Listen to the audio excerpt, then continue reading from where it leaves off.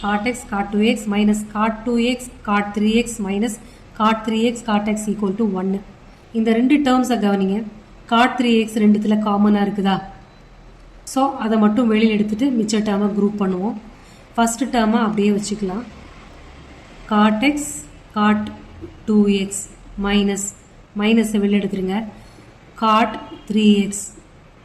இப்போ ரிமைனிங் இருக்கிறது cot 2x இதில் plus cot x. cot 2x cot x. இந்த டேர்ம் அப்படியே இருக்கட்டும். cot 3x cot 2x plus xன்னு எழுதிக்கலாமா? அதாவது cot a plus b formula படி அடுத்து எக்ஸ்பேண்ட் பண்ண போகிறோம். இது அப்படியே தான் வரப்போகுது.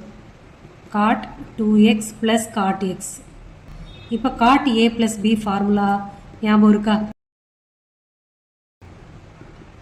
cot a cot b minus 1 divided by cot a plus cot b.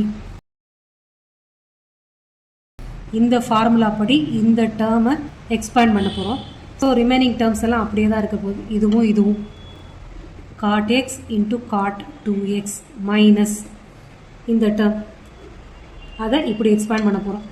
So cot 2x cot x minus 1 divided by cot 2x plus cot x.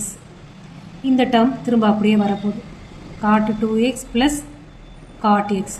சரியா? இப்போ இந்த டேர்மும் இதுவும் மல்டிப்ளிகேஷன் இல்லையா?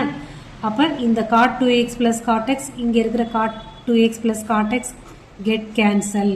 சரியா? அப்போ இது ரெண்டு மட்டும் இருக்கும். இப்போ இங்கே என்ன இருக்குது? cot x cot 2x minus cot 2x cot x minus into minus plus 1. So cot x cot 2x cot x cot 2x தான். இது ரெண்டும் கேன்சல் ஆயிரும் மைனஸ் இருக்கிறனால. ஸோ அப்போ ரிமைனிங் +1 மட்டும்தான். ஸோ இதுதான் நம்மளோட RHS.